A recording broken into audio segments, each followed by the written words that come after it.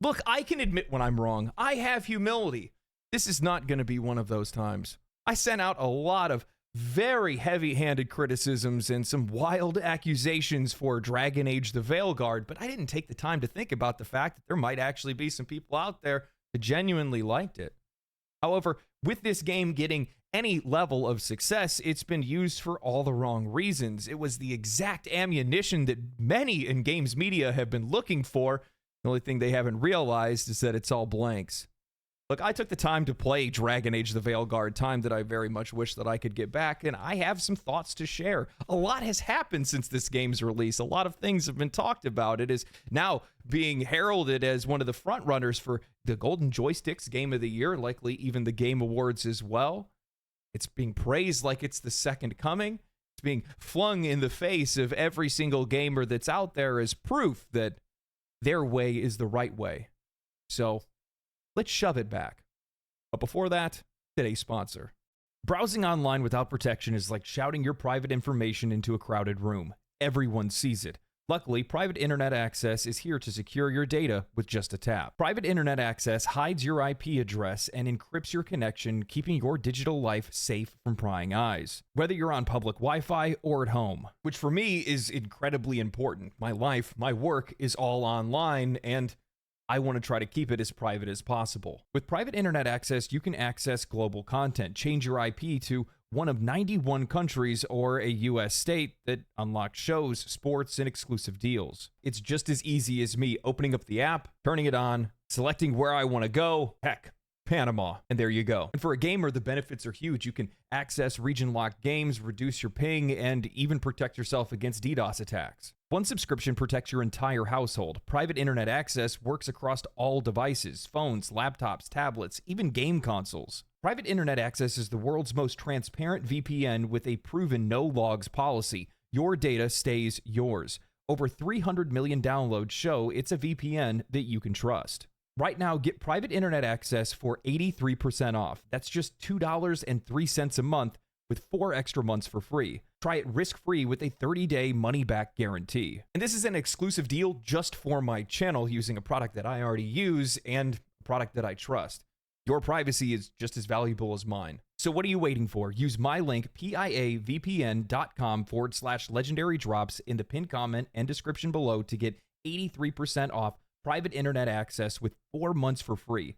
Thank you, Private Internet Access, for sponsoring this video.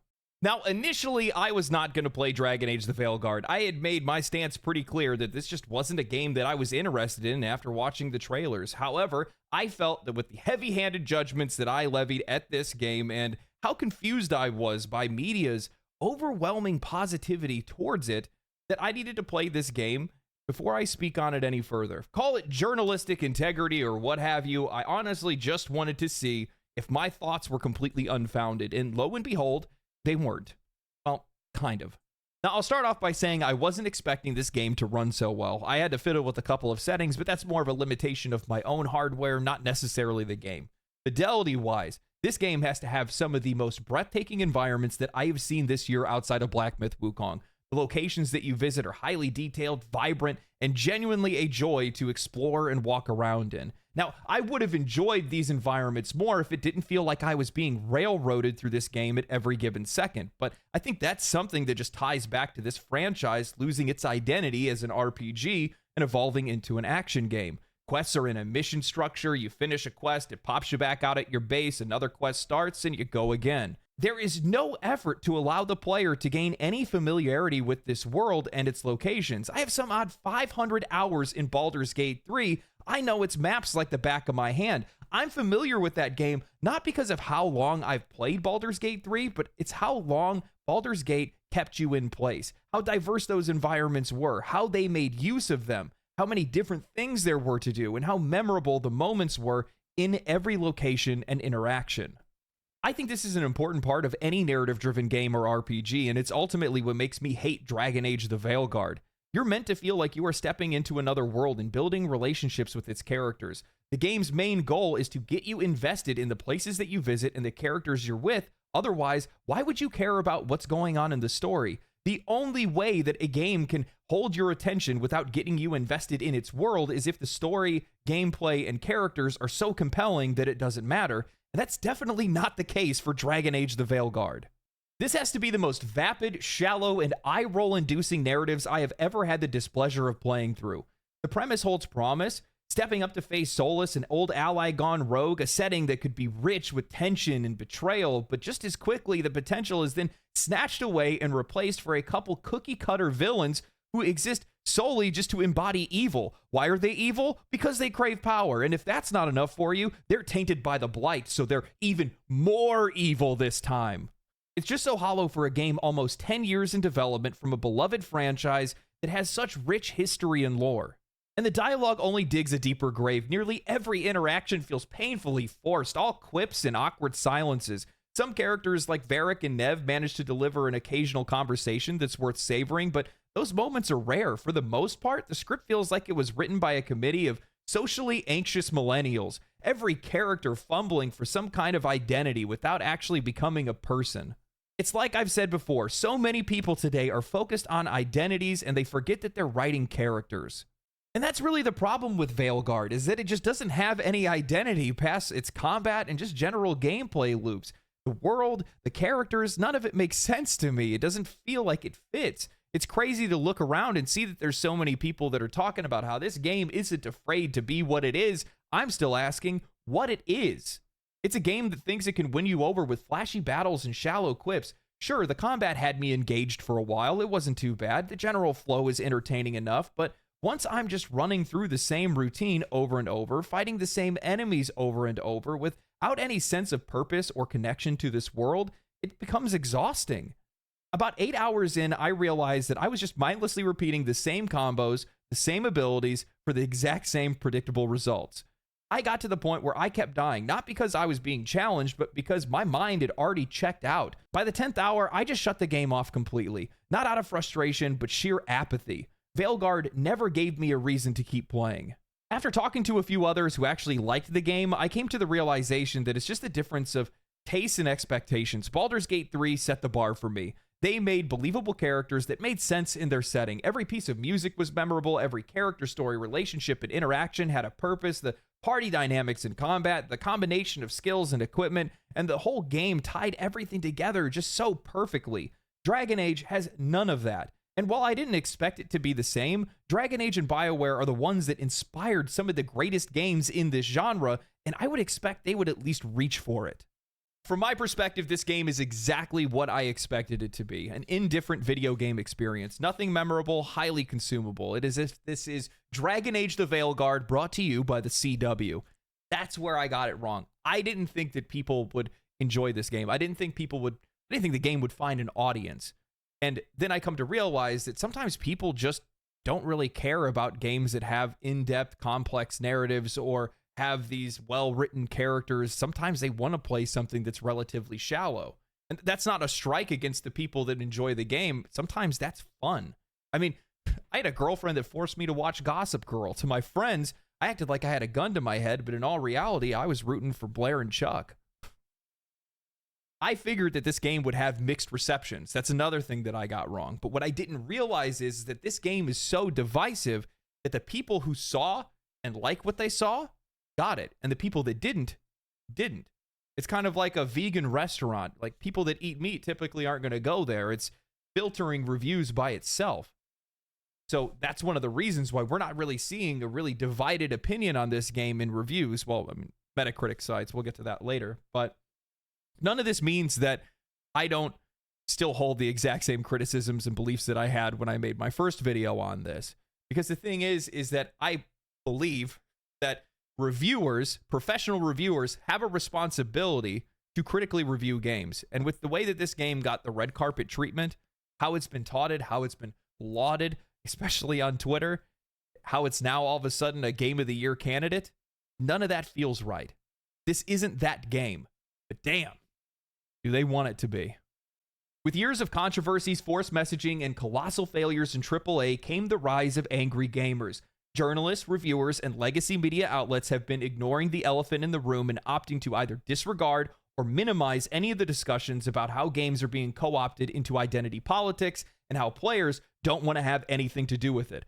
All of this has led to a massive decline in media credibility. I've spoke on this subject in the past, and I believe that there are some in game development as well as games media that now view players or specific factions of players as the opposition. As such, it's now created this feedback loop, an echo chamber, where developers feel vindicated in releasing games that players are critical of, and the media either fully validates their poor decisions or gently pats them with a 7 out of 10. Players have often used sales or the success of a game to shove in the face of both developers and journalists. We've seen it with Baldur's Gate 3, Helldivers 2, Palworld, Black Myth Wukong, and more, simply showing that these are the things that players care about. Baldur's Gate 3 was treated like it was an anomaly, impossible to recreate. Helldivers 2 left them speechless. Palworld was nothing but cope and seethe over the confusion as to why players ignored them, calling it a ripoff, and played it anyway. Black Myth Wukong, well, that was just Chinese players, and apparently they don't count, and the excuses continue to pile up. While some players have used these games as a battle won in a culture war, many, if not most, view these as victories of games that were just good games, not affirming some social or political belief, simply fun games with the absence of identity politics. I just don't think these people have come to the realization that in a lot of cases, they aren't fighting against the opposition, they're fighting against supporters who just are sick and tired of seeing the same social political messaging everywhere they go.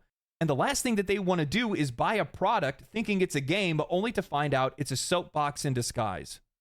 Either way, whether it's the exhausted consumers or genuine opposition, many in games media and game development are tired of taking losses, so it's all too predictable for them to put up a game on a pedestal when that game is viewed as an ally to their social causes. The fallout of Dragon Age the Veilguard has done nothing but validate my concerns that the industry's coverage of this game is not genuine. While sure, some may have enjoyed it, it's getting more favorable treatment than it normally would because it's their sword in a culture war. Look at how they responded. Industry analysts rolling around in the mud, asking what's the response of the gamers now, seeing that the game reached an all-time concurrent player count of almost 90K on Steam, antagonizing and using percentage inflation to make it seem as though the game is more popular than it actually is.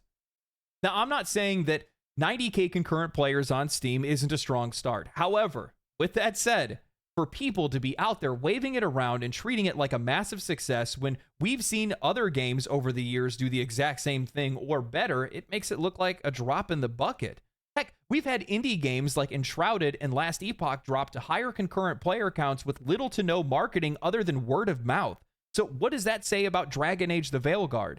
And even with Veilguard's respectable start, seeing how much money AAA game studios and publishers have been spending on making games, especially Veilguard being an almost 10-year-long project, I'm not confident that this game is a financial success. All right, let's do some quick math. Keep in mind that the peak concurrent player count is just a fraction of what the game's sales are. That's just the amount of players that we're seeing that are playing the game at the exact same time. Palworld, for an example, broke over 2 million concurrent players but reported 25 million players in 1 month, giving it a rough multiplier of 12.5 times what it was at its peak. Black Myth Wukong showed similar numbers with over 20 million in sales, and Helldivers 2 hit over 450 concurrent players with 12 million in sales, giving it a multiplier that's closer to like 26.7. But based on these patterns, we can estimate that Dragon Age the Veilguard, at its peak of 90K concurrent players, may have sold between 1.1 or 2.4 million copies. Average that around at about 2 million, I guess.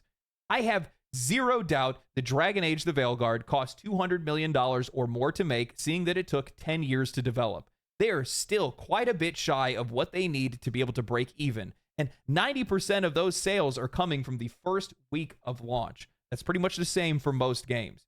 While the media may think it's a smash hit, I'm not sure that EA's investors will think the exact same thing, and if the game simply turns a small profit, that's not enough.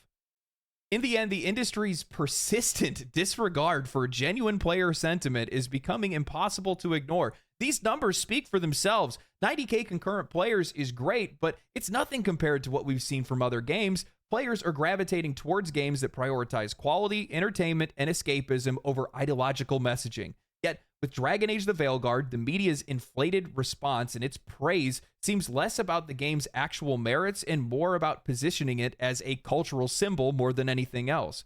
This approach might satisfy certain narratives, but ultimately, it's a hollow victory.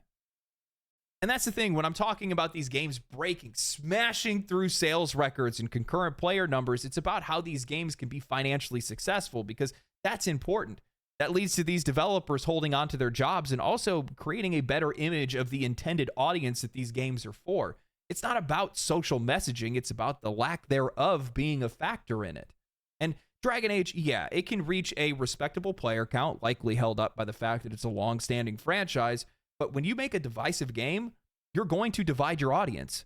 Crazy concept, I know, but that's how this works. And I don't really think that this game is going to be financially viable enough for EA to see it as a worthwhile investment. Even if they make their money back and then a little bit, it's probably still not going to be enough for them to say, yeah, we need to make another one of these.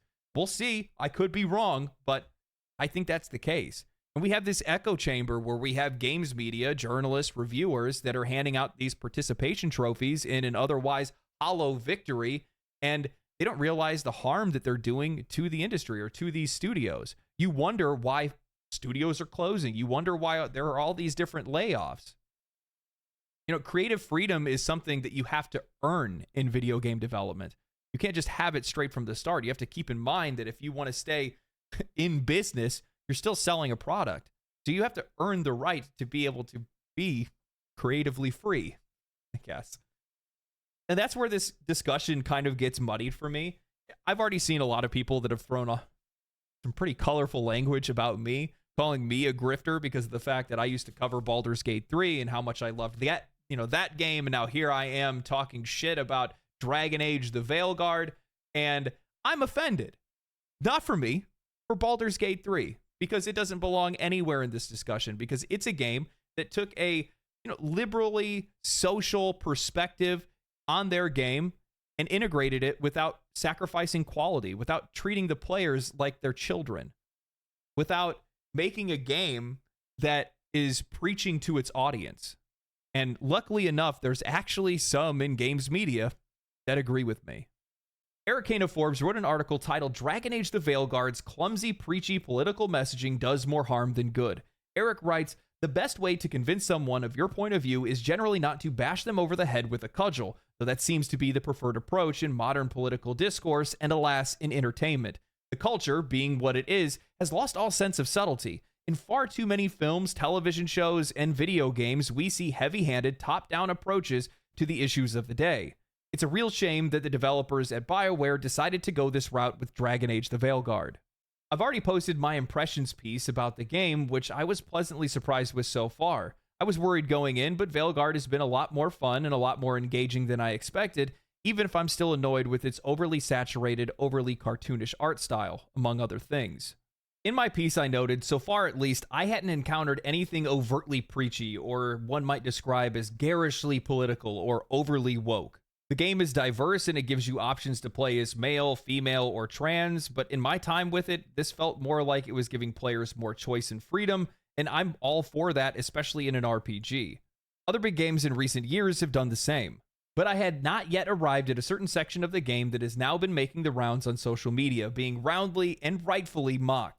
Unfortunately, the scene in question will play directly into the narrative that this game is woke, feeding into a cycle of online discourse that goes nowhere but earns a lot of clicks. It will undoubtedly turn many gamers off entirely, not necessarily because they're unsympathetic to trans rights, but because they're tired of being preached at. In the scene in question, one character misgenders another. To atone for this sin, she does a set of push-ups and then lectures the other characters on how to apologize properly. The term non-binary is thrown around, despite it being a word that very few have even heard of when Dragon Age Inquisition came out a decade ago, let alone in a fantasy setting divorced entirely from the real world. This is immersion breaking. Frankly, it is written so poorly that it comes across as self-parody. The character's performative apology is shallow and empty, as all performative apologies are. In my experience, a simple and genuine sorry is better than making a big show and bragging about how much better your apology is. The whole scene feels freshly cut from some conversation in an undergrad gender studies class in the year 2024. The kind of conversation said undergrads will someday look back on and cringe over. Again, my problem with this scene is not the inclusion of trans or non-binary characters in Dragon Age, but the ham-fisted way this issue is framed. The writer then goes on to explain that they had read a book that was called The Bright Sword. It included a female character that never felt like a woman and later became a Knight of the Round Table. The book was never heavy-handed in its approach. The story focused on the character rather than the identity and their struggles as a person.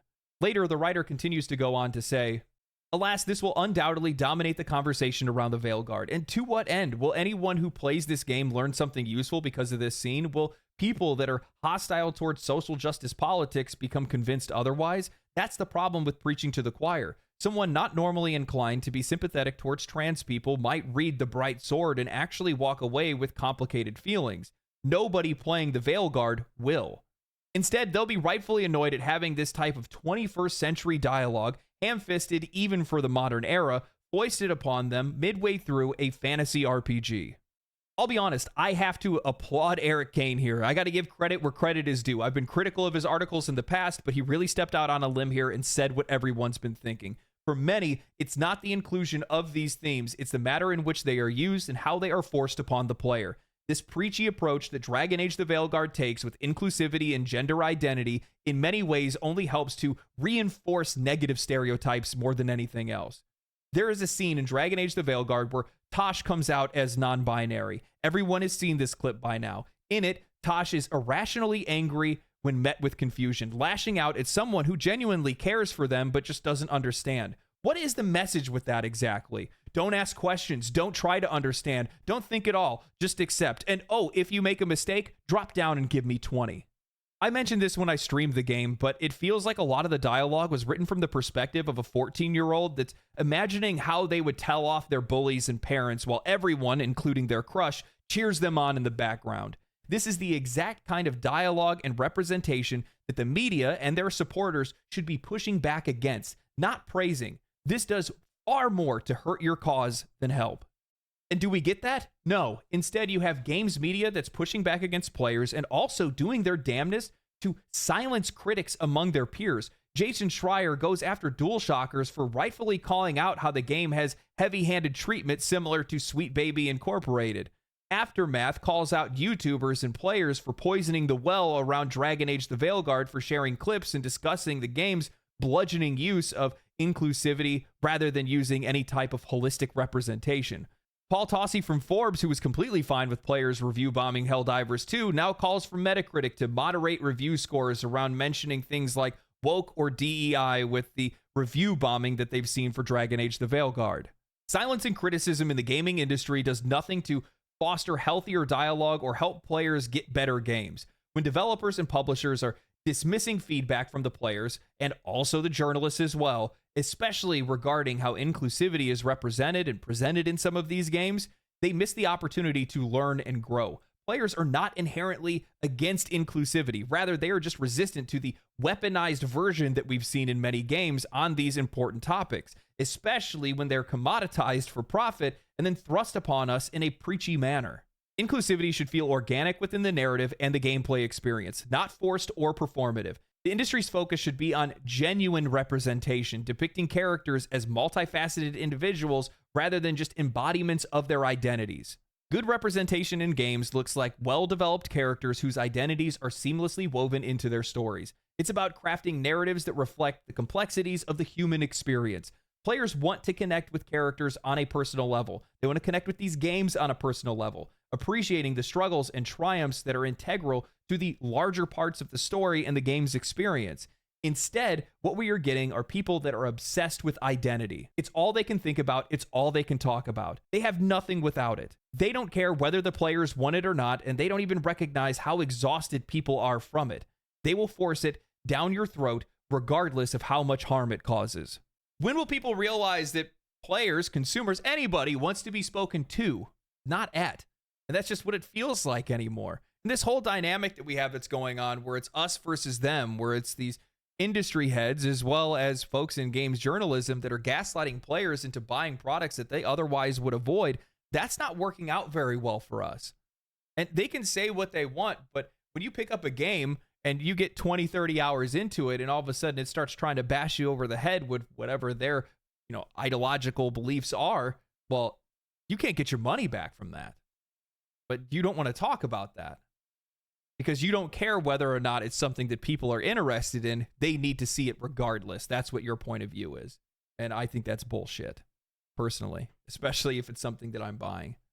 You know, one of the reasons why I say that this game, I believe, got more favorable coverage than it deserves is because as a purely playable product, I think it's fine. The game was somewhat entertaining. I had some fun with it for a little bit. But the thing is that 70% of this game is narrative driven. And the narrative for this game, it's writing, character writing, dialogue. That's most of the game. And it's trash. It is god-awful garbage. And this game got 8s, 9s, and 10s. What are the mental gymnastics that you have to go through to give a game that kind of score? And by the way, these are the same people that also scored Metaphor. How do you play Metaphor and give it an 8, 9, and 10, and then you go and play Dragon Age the Veilguard and say, yeah, it's about the same thing? What? What? Am I the crazy one here?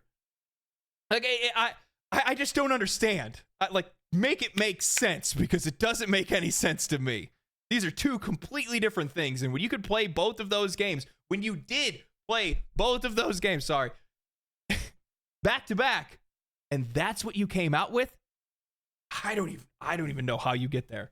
I don't. The quality difference in writing and everything is just so vastly different.